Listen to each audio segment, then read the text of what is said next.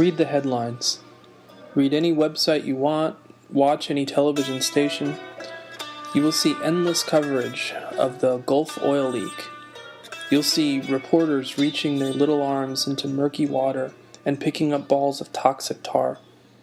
You will see oily birds on oily beaches. But as horrible as this event may be, our fixation with the Gulf oil leak is, well, like a patient being more concerned with his bruised knee than newly diagnosed cancer. What is this cancer? It's the end of our oil supply. If an alien anthropologist wanted to describe humanity in one sentence, he would likely say something similar to, humans are social creatures that consume oil to sustain a large population. Green plants store energy from the sun in the form of carbon compounds.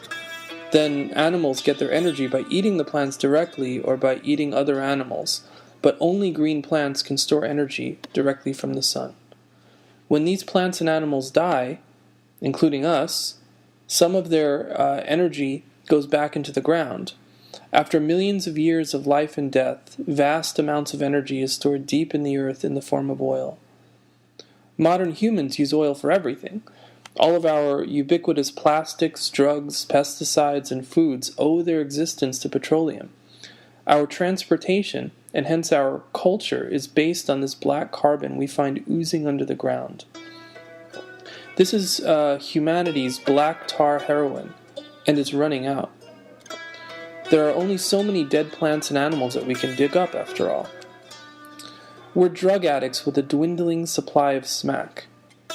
Our quality of life will decrease as we have to spend more and more money to get our fix, but like any drug addict, we'll be blind to those changes.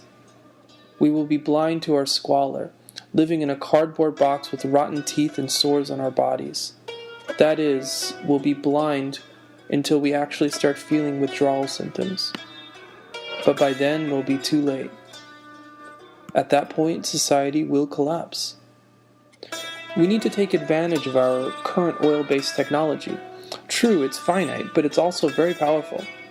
We need to solve as many problems while we're still strong, so that when we're weak, we have something to work with besides crumbling buildings, rats, and malnourished children.